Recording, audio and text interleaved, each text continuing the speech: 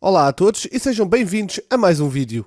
Cada vez temos visto mais e mais jogos com temas orientais a serem lançados. O mercado japonês sempre foi enorme e bem presente na indústria. No entanto, o da China e o da Coreia sempre tiveram a sua presença mais sentida no mercado dos jogos mobile. Contudo, isso está a mudar, em parte com a iniciativa da PlayStation chamada China Hero Project e numa clara aposta dos investidores nestes mercados. Assim, neste vídeo quero apresentar-te alguns videojogos de estúdios asiáticos que irão ser lançados nos próximos anos. Antes de começarmos, não te esqueças aí do like e do comentário e caso ainda não te encontres subscrito, carrega aí em subscrever e no sino para receberes uma notificação sempre que eu carrego um novo vídeo. Agora, vamos a 10 jogos asiáticos a terem atenção.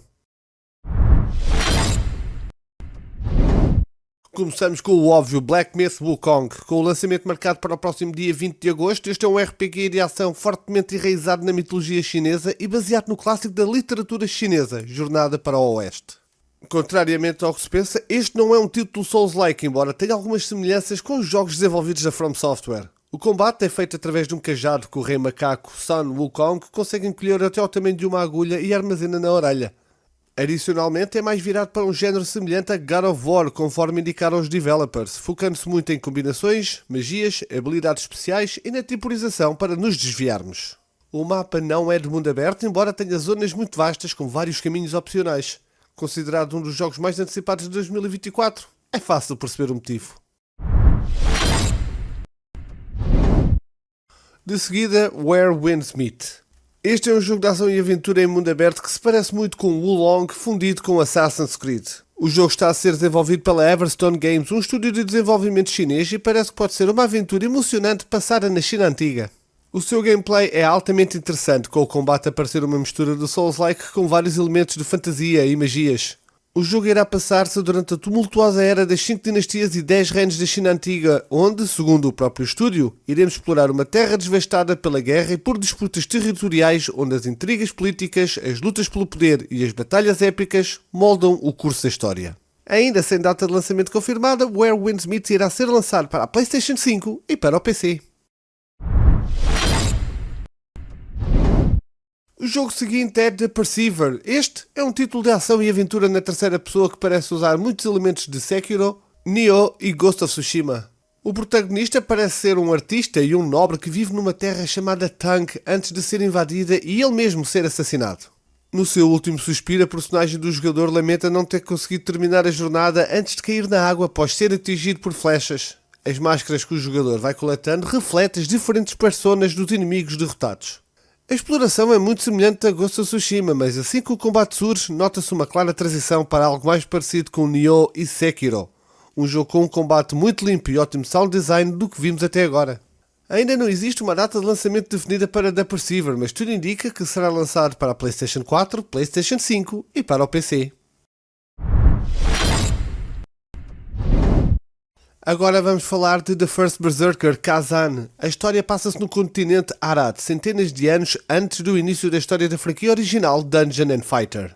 Depois de o grande general Kazan e o arquimago Ozma derrotarem o dragão Berserk Ismar e a Legião do Dragão, os jogadores ocuparão o lugar de Kazan, uma vez que é falsamente acusado de traição e exilado para além do Império. O developer Neoplay diz que em First Berserker Kazan o combate é o centro das atenções na busca de vingança de Kazan contra aqueles que orquestraram a sua queda, marcado por estilos de batalha intensos, agressivos e em constante mudança. Os jogadores necessitarão de dominar o combate, melhorar as habilidades das personagens e combinar armas e armaduras, cada uma com vantagens exclusivas. Quantas mais missões forem concluídas, mais difíceis serão os bosses, mas ao derrotá-los e terminar as missões, dará aos jogadores equipamento e habilidades poderosas. The First Berserker Kazan será lançado para a PlayStation 5, Xbox Series S, Series X e para o PC alguns no futuro. Não existe qualquer data atualmente definida. O jogo seguinte é o surpreendente Project DT, um título de ficção científica de alta velocidade da produtora chinesa Digital Sky e será o primeiro jogo AAA da produtora. O jogo está atualmente em desenvolvimento no Unreal Engine 5 e não se sabe muito sobre ele. Project DT parece ter um sistema de pontuação combinado. A personagem feminina no vídeo de demonstração do jogo é vista a atacar um enorme monstro mecânico no que parece ser uma luta contra um boss com ataques corpo a corpo. A animação e o design da jogabilidade são elegantes e impressionantes. Os jogadores acham que é um excelente complemento para jogos como Stellar Blade e que o combate lhes faz lembrar uma junção de Devil May Cry com Metal Gear Rising. Atualmente apenas temos ação de combate direto, sem a utilização de armas ou itens, e ainda não se sabe se isto alguma vez irá surgir no jogo. De qualquer das formas, tudo o que nos foi apresentado até agora é bem impressionante. Desde os designs, a atmosfera e o combate, esperemos que tenhamos mais informação em breve. Anunciado em 2021, o próximo videojogo de que vamos falar é Wu-Chang Fallen Feathers. O jogo inspira-se fortemente em títulos da From Software, como Dark Souls e Sekiro Shadows Die Twice, e encarregam de resgatar um país que sofre de uma convulsão social e de uma doença sobrenatural. O jogo decorre durante os anos finais da dinastia Ming da China, onde o imperador Shongzhen se enforcou. O vazio de poder criado pela sua morte dá origens a conflitos sangrentos por todo o país, à medida que os exércitos e outras forças lutam pelo controle, deixando as aldeias indefesas à pilhagem e ao caos. Se isto não bastasse, uma doença misteriosa e incurável, conhecida como penas, está a fazer com que as pessoas desenvolvam penas. Isto não só de forma fisicamente dos aflitos, como também faz com que as suas mentes se dividam de formas imprevisíveis e muitas vezes violentas. Controlas uma misteriosa guerreira empunhando uma espada que é quase tão alta como ela. Está também equipada com uma pistola lateral remanescente de Bloodborne e pode equipar outra arma. Os fãs de Sekiro provavelmente notarão semelhanças no design, desde os pontos de verificação ao layout do menu, embora o combate do Wu-Chang não pareça tão rápido. Os inimigos variam desde soldados humanos a ameaças sobrenaturais impregnadas de várias mitologias chinesas de culturas antigas, como as dos locais da civilização Chu, Shangxingdui e Jinsha. Wu-Chang Fallen Feathers ainda está em desenvolvimento, pelo que ainda não existe uma data para o seu lançamento. No entanto, o estúdio planeia lançar o jogo para a PlayStation 5, Xbox Series S, Series X e para o PC. Agora, Unending Dawn. Este jogo é descrito como um RPG de ação em mundo aberto com estética anime e inspirado em obras como Elden Ring, Genshin Impact e Sekiro. Desenvolvido sob o Unreal Engine 5, o ambiente geral do jogo faz lembrar Limgrave de Elden Ring, enquanto a sua estética e design de personagens pode assemelhar-se a Genshin Impact. No entanto, quando chegamos ao combate, as semelhanças com Sekiro disparam, onde notamos um grande ênfase no desvio de golpes e na quebra do equilíbrio de inimigos de maior porte. Recentemente, na China Joy foi apresentado um novo trailer de gameplay, mas não temos ainda mais detalhes sobre o jogo. Unending Dawn será lançado para o Android, iOS e PlayStation 5. Uma versão para o PC ainda não foi anunciada, mas é provável que ainda seja feito.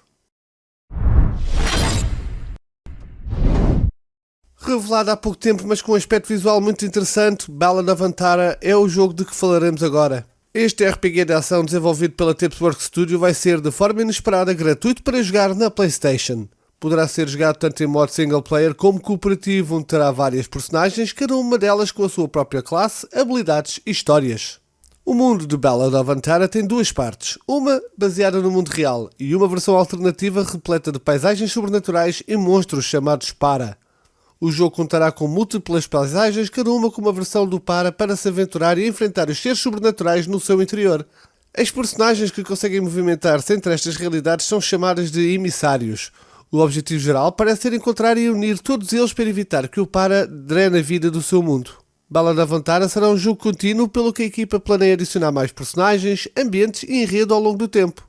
Planeado para ser lançado em 2025, o jogo estará disponível para a PlayStation 5 e para o PC, sem qualquer informação relacionada com a Xbox.